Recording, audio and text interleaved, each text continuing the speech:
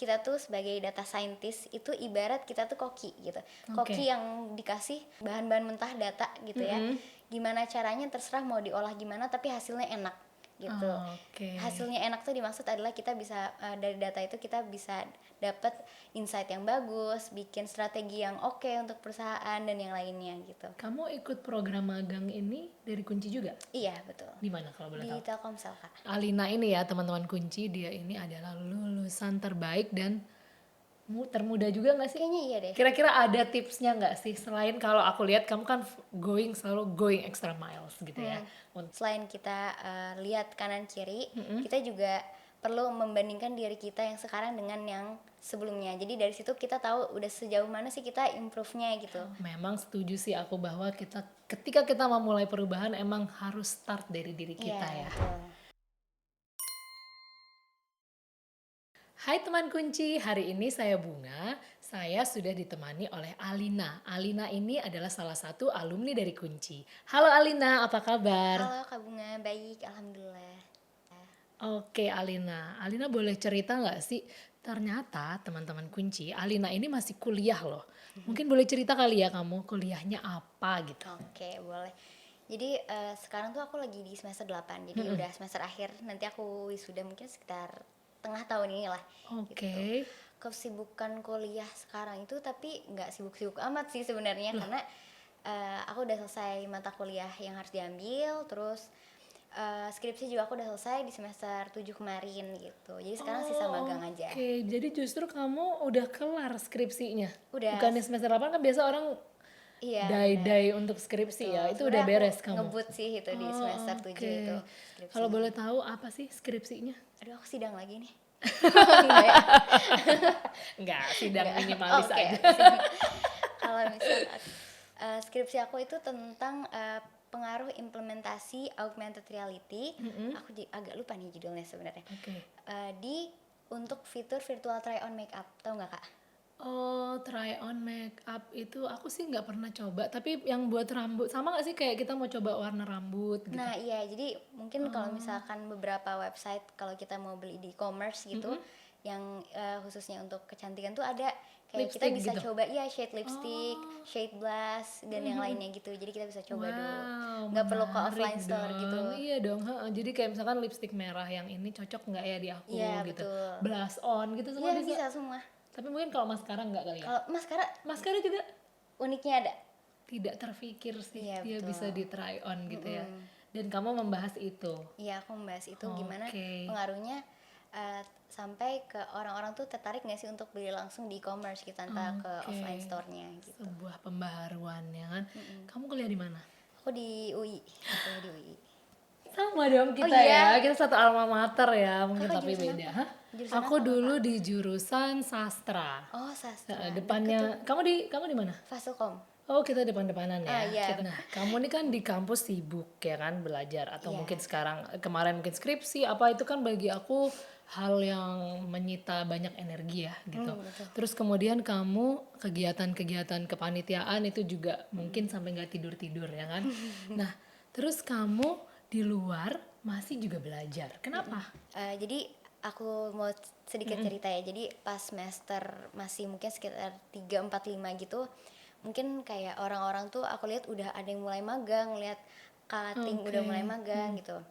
Dan di situ aku kondisi itu aku baru tahu ada yang namanya profesi data science di situ.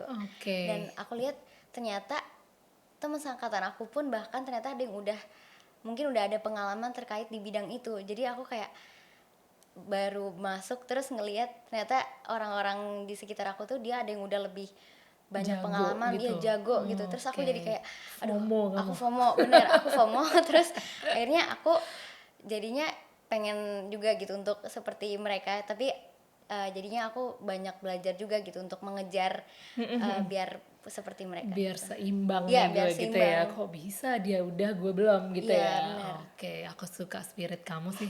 Buat Alina dan teman-teman Kunci yang sedang menyaksikan ini aku mau rekomen satu buku yang bagus banget. Itu judulnya Gen Z at Work. Jadi di dalam buku ini si Stillman bercerita bahwa para Gen Z itu memang terlahir di era resesi. Jadi secara natural mereka itu terlahir lebih peka, lebih berhati-hati dan juga lebih kompetitif gitu. Kira-kira kamu setuju nggak Alina? Setuju banget sih, karena aku sendiri yang aku lihat di saat ini tuh sebagai Gen Z itu kita tuh nggak cuman bersaing dengan sama Gen Z, tapi juga kita bersaing dengan milenial. Dan bahkan yang aku dengar dari orang tua ataupun yang lainnya, bahkan apa yang kita pelajari itu jauh lebih maju gitu. Misalkan apa yang kita pelajari di kuliah itu, misalkan di SMA lah, itu di orang tua kita atau mungkin yang di milenial gitu, Milenial. dia belajar itu saat kuliah gitu. Jadi kayak kita belajar sesuatu lebih cepat dan lebih maju lagi gitu. Iya, iya, iya, iya, paham. Ngerti sih, aku juga mungkin ngerasa begitu juga. Karena aku juga kalau ngelihat anak-anak zaman sekarang tuh kayak, wah dia udah paham ini ya, Iya gitu. betul, iya. Gitu sih. Dan di saat seperti itu pun kamu masih merasa kurang. Iya Ya, itu aku tuh suka spirit dia yang tidak pernah puas ini gitu. Nah, Kak Bunga, tadi kan Kak Bunga sempat ngomong terkait resesi nih. Aku punya istilah legend nih, pasti mungkin udah banyak yang pernah dengar sih. Hemat pangkal kaya, rajin pangkal pandai. Wow, Pernah itu dengar udah nggak? nggak legend lagi sih. Udah Udah merasuk dia. benar. Jadi setelah aku resapi itu nggak cuman istilah ya, dan kita harus benar-benar menerapkan itu dalam kehidupan kita, di mana kita tuh harus menyiapkan dana darurat, terus kita juga perlu berhemat dalam melakukan penggunaan uang gitu ya. Iya. Dan untuk itu kita juga perlu income yang bagus juga gitu. Nah, untuk mendapatkan income yang bagus tuh menurut aku sendiri kita harus punya sesuatu yang valuable dalam diri kita. Gimana Oke. untuk meningkatkan itu kita perlu melakukan upskilling sih kalau dari aku sendiri. Oke, setuju sih aku sama kamu. Berarti emang Gen Z ini itu ya, jiwa kompetitif itu membuat dia jadi nggak pernah puas Iya, gitu ya, pecah sih. Aku tuh masih inget juga ya istilah tadi itu kalau mungkin orang dulu bilangnya pepatah ya. Itu pepatah itu selalu muncul di setiap ulangan bahasa Indonesia. Gitu. Ulangan tuh apa? Sorry. Sorry guys, dia nggak tahu ulangan. Berarti aku sedang membuka aib. Berarti gap kita sejauh itu Kak Alina. Kamu manggil aku kakak atau tante ya cocoknya. Kakak aja nggak apa-apa. Oh my god, jadi kamu apa? Istilahnya ulangan udah lewat ya? Itu udah nggak.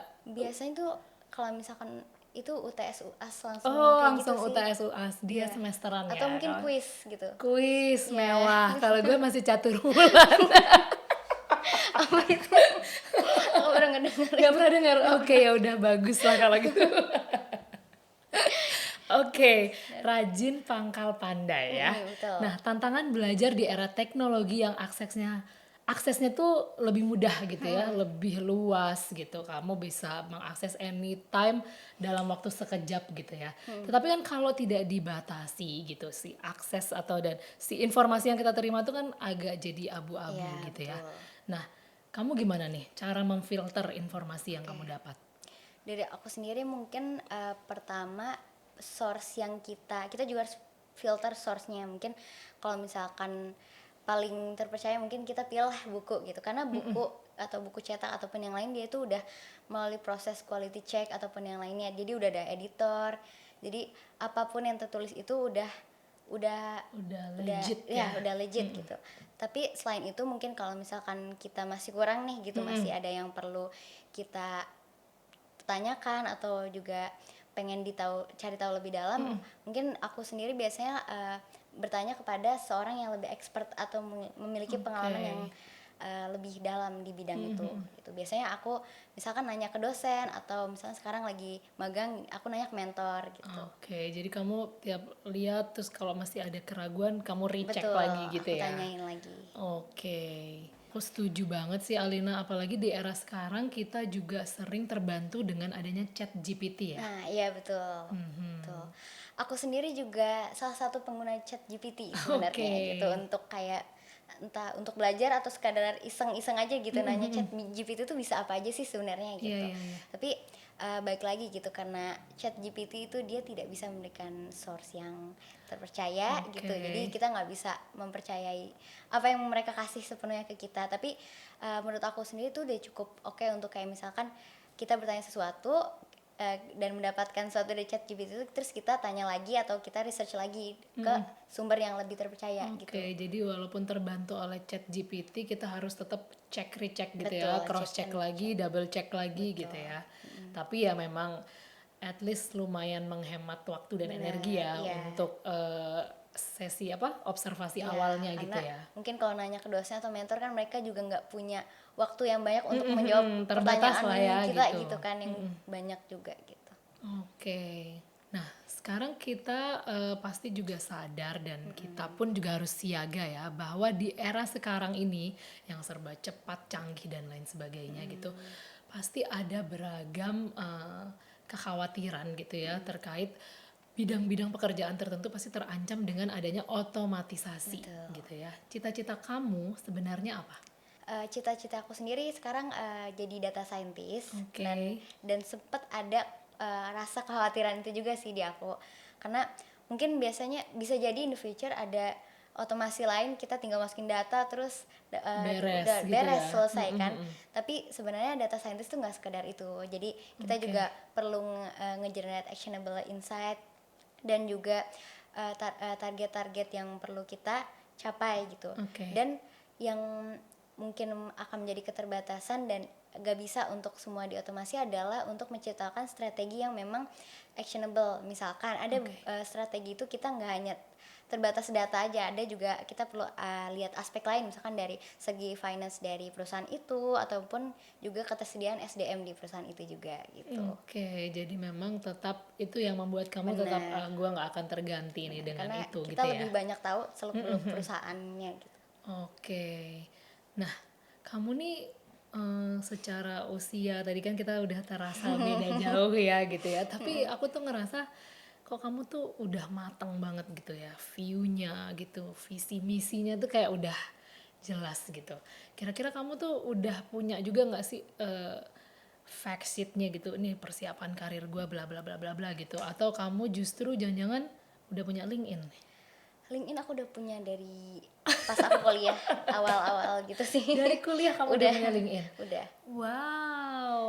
Karena Karena mungkin ini sih, pertama tuh seinget aku tuh pas maba itu memang disuruh sama cutting gitu. Jadi oke, memang udah suruh prepare disuruh dari awal gitu juga sih. itu tujuannya mungkin untuk kebutuhan si magang di Iya, semester akhir itu. betul. Oke, tapi memang kamu merasa bermanfaat nggak sih dengan kamu punya akun di LinkedIn itu membantu kamu dalam hal apa gitu? Pas awal-awal aku masih bingung nih, karena mungkin cuman kayak connect sama ini, connect sama itu. Tapi setelah kesini seiring aku buka LinkedIn tuh, mungkin yang paling aku merasakan manfaatnya itu adalah aku bisa menjalin relasi dengan orang-orang yang minatnya di bidang yang sama sama aku, misalnya di data science gitu. Oh, oke. Dan aku juga dari situ aku bisa ngeliat nih orang-orang ini tuh path-nya gimana sih untuk menjadi seorang data science. Oke. Selain itu juga aku resource untuk belajar data science, karena biasanya suka ada sharing-sharing tentang data science tuh juga banyak di situ. Jadi Oke. bisa kita sesuaikan dengan interest kita Iya, gitu. iya. Jadi kamu pantau ya kan, kamu Iya, untuk amati, pantau kamu lah. gitu. mencoba untuk mengikuti lah ya Iya, gitu dengan betul. sedikit modifikasi. Emang kamu nih gila ya, dulu umur segini gue pemikiran gue di mana ya? Oke, sementara ya kalau gue inget-inget dulu, kalau aku inget-inget ya, ke waktu itu tuh aku punya akun LinkedIn itu ketika aku pindah pekerjaan. Maksudnya bukan di pekerjaan pertama atau mungkin pada saat mahasiswa ya. Mungkin saat aku pindah ke kantor kedua lah gitu. Itu di kantor diminta untuk kita punya LinkedIn gitu ya. Karena mereka ada kerjasama, jadi akhirnya kita baru bikin itu saat itu gitu. Jadi beneran emang apa, tidak seperti kamu gitu yang ngulik gitu, oh ternyata ini enggak, bahkan mungkin ya ya udah punya aja gitu. Wah beda ternyata bensin kita ya. Tapi kalau dieksplor lagi sebenarnya bisa Banyak ya, ya nambah banyak banyak banget buat kita. impactnya ya. Oke, nanti aku akan explore. Dari tadi Kak Bunga terus nih nanya, aku pengen nanya dong ke Kak Bunga, kan aku dengar tadi Kak Bunga udah sempat pindah kerja gitu, berarti Kak Bunga udah pengalaman kerja udah lebih banyak lah daripada aku, bahkan aku sendiri masih magang gitu ya. Jadi dari Kak Bunga sendiri ada nggak mungkin tips and trick aku atau masukan untuk aku untuk biar siap untuk masuk ke dunia kerja gitu. Waduh, guys, ini baru pertama kali loh Alina. Ini aku baru pertama kali ditanya.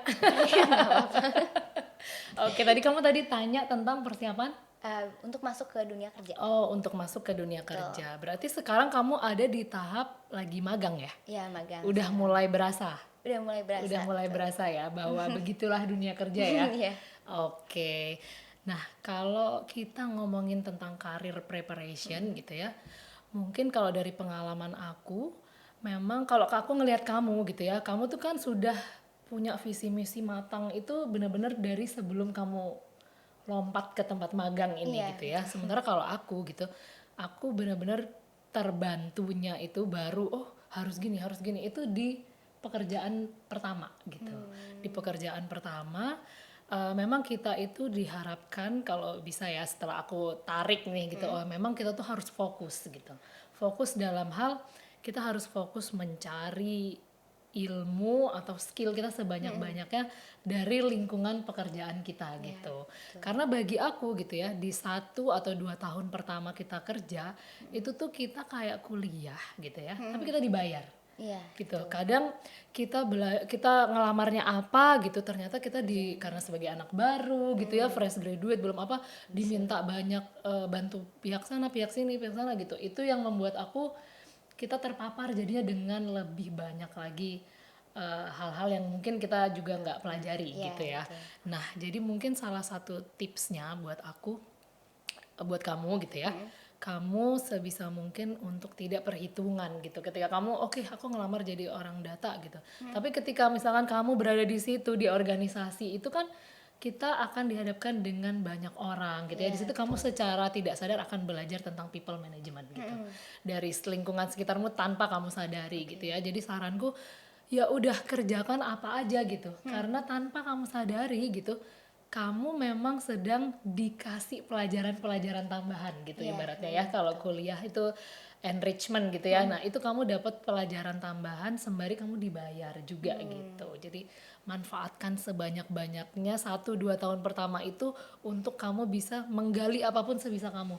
Dari kantor, dari orang-orangnya, dari fasilitas yang diberikan gitu, misalkan ada training apa, daftar aja gitu. Jadi saran aku, apalagi orang kayak kamu yang jiwanya tidak mau kalah dan tidak mau FOMO ya kan, ya itu udah bensin yang kuat untuk kamu maksimalkan di 2 tahun pertama kamu untuk menyerap apapun. Gitu. Nah, cuman ada satu hal lagi, kamu memang harus set itu ya. Jangan juga terlalu lama gitu. Set kamu gue harus menyerap ini sampai kurun waktu sekian, abis itu gue harus gimana. Gitu. Durasi itu penting. Oh gitu ya Kak. Jadi aku sendiri juga mungkin terkait dengan people management juga mungkin aku juga udah pernah ngerasain mungkin di sekitar pas mungkin organisasi gitu ya. Tapi mungkin pas kerja itu akan lebih kerasa lagi ya, akan lebih terasa dan lebih tough lagi lah gitu. Oke. Mungkin aku kayaknya perlu juga tuh bagian situ karena sejauh ini aku masih kurang untuk mempelajari hal tersebut. Aman, pasti kamu mampu karena kamu punya jiwa spirit dan persisten. Aku lihat ya, kamu emang pasti. Oke, karena kamu tampaknya mungkin sekarang lagi butuh tantangan tambahan ya. Ini di sini aku akan kasih kamu sesuatu gitu ya. Ini kamu pilih salah satu. Aku ambil apa aja? Nanti aku yang bacain tantangannya. Oke, ini. Kita buka dulu ya. Jadi deg-degan nih aku. Tenang. Wah. Alina ya kan nih. Kalau dapat pekerjaan untuk melakukan hobi yang bisa jadi cuan, pekerjaan apa yang akan kamu pilih? Hobi yang untuk jadi cuan. Ini menarik sih. Okay. Hobiku tuh sebenarnya nggak spesifik. Okay. Jadi kayak aku banyak yang aku suka gitu. Tapi mungkin untuk melihat yang saat ini aku salah satunya suka bikin video. Jadi aku mungkin sedikit mungkin nggak sedalam orang lain tapi aku ada interest di bidang make up dan yang lainnya.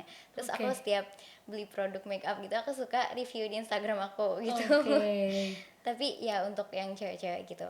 Terus jadi mungkin kalau misalkan hobi itu bisa dijadikan cuan, aku pengen bikin beauty vlogger Beauty mungkin. vlogger, jadi Iya. beauty influencer Iya, gitu ya, yang influencer gitu. nge-review Aku nge-review produk, produk, iya. dikirimin banyak apa namanya, Iya. Iya, produk-produk untuk high dicoba. end Iya. gitu ya. Itu kayak Aku juga pengen. menarik.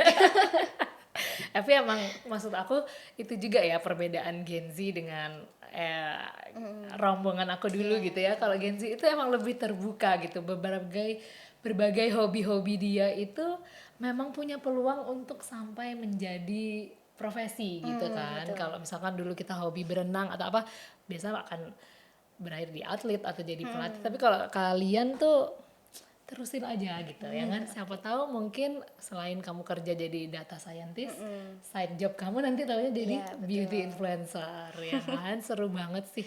Nah, kamu nggak pengen tuh nanti ambil kelas konten kreator mungkin ya dikunci? Kita lihat lah ke depannya, Kak. Oke, apalagi kan kamu nggak berhenti berhenti nih, pengen belajar, mungkin kamu harus coba ya. Oke. Siap. Nah, kemarin kan kamu belajar dikunci diambil itu ya, data analis ya. Iya. Nah, kamu boleh cerita nggak sih apa gitu kesan-kesan kamu Oke. selama belajar dikunci atau apa aja deh? Oke. Kalau dari aku sendiri mungkin dari awal dulu kali, dari belajarnya apa aja. Jadi kita tuh pas itu kita belajar basic-basic programming yang mungkin dibutuhkan untuk seorang data scientist gitu ya, Oke. kayak Python dan yang lainnya. Terus abis itu nggak cuman itu, belajar juga yang ini juga yang paling menarik sih bagi aku, karena ini gimana caranya kita bikin report untuk data science, karena nggak pernah tuh aku Oke. belajar atau menemukan kelas yang Men- ngajarin itu. itu gitu. Jadi Oke. di sini aku tahu gimana caranya mendeliver report yang memang oke. Dan di sini ada suatu insight di mana kita kan nanti sebagai seorang data scientist bakal ngobrol atau present data ke banyak orang, dan gak semua orang itu paham banget terkait dengan technical data. Di situ kita sebagai data scientist tuh harus gimana caranya kita bisa pintar mengolah data yang kita pahami untuk dikonversi ke dalam bahasa yang lebih general gitu, dan gampang diterima di bisnis Iya, gitu. iya. Mungkin karena itu ya tujuannya kan memang untuk kamu bisa menerjemahkan itu ke dalam satu perusahaan Iya, yang mana betul. tidak semua orang paham atau aware dengan istilah-istilah Iya, si betul. data scientist ya. Betul. Oke, jadi kamu ngerasa itu benar-benar sebuah hal baru yang Iya, kamu dapetin di betul. kunci. Iya. Selain Oke. itu juga mungkin ini juga yang part yang paling aku suka juga, selain yang tadi bagian final projectnya gitu. Aku suka Oke. banget pas ngerjain final projectnya, meskipun saat itu aku ngerjainnya sambil ngerjain skripsi juga gitu. Waduh. Jadi final projectnya itu benar-benar ngajarin aku gimana caranya. Mungkin pas aku kuliah belajar itu baru terbatas sampai oke, kita udah selesai bikin modeling, udah selesai gitu hasil model seperti ini. Tapi kalau misalnya dari final project itu tuh aku bisa sampai ngedeliver gimana caranya impact ke bisnisnya gitu. Itu yang Oke. dari sempat jadi pertanyaan aku kayak selama aku belum ikut bootcamp itu gitu. Terus setelah kita bikin ini, analisis ini itu, terus memang untuk apa gitu, yang jadi pertanyaan besar aku gitu. Oke, dan itu terwujud di situ, Ya, terjawab gitu terjawab ya, di situ. terjawab ini buat apa, ini gimana caranya, Iya, kita betul. paham teori, tapi gimana sih cara menggunakannya, Iya, terjawab betul. ya. Udah terjawab. Wah, mantap berarti ya. Iya, betul. Terus ada nggak sih kata-kata dari mentor-mentor kamu gitu yang masih melekat sampai sekarang gitu? Ini bukan mentor sih, tapi pas magang. Jadi lead aku bilang gini, kita tuh sebagai data scientist itu ibarat kita tuh koki gitu. Koki yang dikasih bahan-bahan mentah data gitu ya. Gimana caranya terserah mau diolah gimana, tapi hasilnya enak gitu. Oke. Hasilnya enak tuh dimaksud adalah kita bisa dari data itu kita bisa dapat insight yang bagus, bikin strategi yang oke untuk perusahaan dan yang lainnya gitu. Oke, kamu ikut program magang ini dari Kunci juga? Iya, betul. Oke, di mana kalau boleh Di tahu? Telkomsel, Kak. Oke, dan itu sesuai dengan bayangan dan cita-cita kamu juga? Iya, betul, sesuai. Oke. Nah, katanya ya, kamu ini, Alina ini ya, teman-teman Kunci, dia ini adalah lulusan terbaik dan termuda juga nggak sih? Kayaknya iya deh. Iya kan, Karena aku lihat waduh. banyak yang udah kerja sih waktu itu. Oke, tapi emang kamu mencita-citakan itu nggak? Ah, gue harus jadi lulusan terbaik nih atau apa atau enggak? memang itu juga salah Salah satu satu. target aku juga Oke. sih gitu. Kira-kira ada tipsnya nggak sih selain kalau aku lihat kamu kan selalu going extra miles gitu ya untuk mencapai cita-cita kamu itu. Sebenarnya mungkin selain ada perasaan FOMO, tapi di sini ada catatan sedikit ya. Oke. FOMO yang sesuai porsinya, karena Oke. FOMO yang berlebihan juga nggak baik gitu. Jadi selain kita lihat kanan kiri, kita juga perlu membandingkan diri kita yang sekarang dengan yang sebelumnya. Jadi dari situ kita tahu udah sejauh mana sih kita improve-nya gitu. Oke. Karena nggak bisa juga orang lain sebagai tolak ukur Betul. sebagaimana gimana kita udah berkembang, karena startnya kita dengan orang lain itu kan beda ya. Beda, Jadi betul. balik lagi ke diri kita sendiri gitu sih. Oke, jadi walaupun going extra miles, takut FOMO, tetap tolak ukurnya diri sendiri gitu Iya, ya. betul. Kamu udah melihat, oke, perubahan aku dari sini ke sini sudah signifikan, itu udah menjadi sebuah pencapaian Iya, ya. betul. Memang setuju sih aku bahwa ketika kita memulai perubahan emang harus start dari diri kita Iya, ya. betul. Oke. Nah, Alina, kita ngomong-ngomong tadi ya perihal perubahan dan lain sebagainya, itu kita sedang menggalakkan campaign memulai perubahan. Oke. Apa perubahan yang ingin kamu mulai? Kalau untuk saat ini ya, dari aku sendiri perubahannya mungkin untuk di dalam diri sendiri dulu gitu ya, sebelum melakukan perubahan yang besar gitu. Dari aku sendiri perubahan yang paling pengen aku lakuin itu untuk lebih konsisten, karena selama ini aku belajar tuh kadang nggak konsisten On gitu, off jadi gitu kayak ya on maksudnya. off gitu. Jadi Oke. mungkin itu salah satu yang bikin aku masih kurang lagi kurang bisa mencapai sesuatu yang lebih besar lagi Lebih gitu besar ke lagi. depannya. Oke. Gila, gimana ya guys? On off nih ya, kata dia nih belajarnya masih on off. Udah jadi yang mahasiswa lulusan terbaik. Nggak kebayang sih kalau selalu on. Mungkin langsung jadi dosen kamu. Belum siap kalau jadi dosen.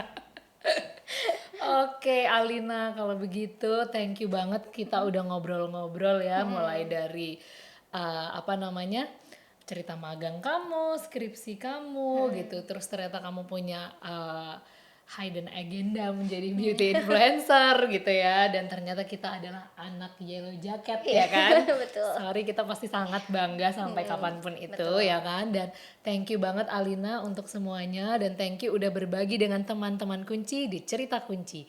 Sampai ketemu di cerita kunci berikutnya.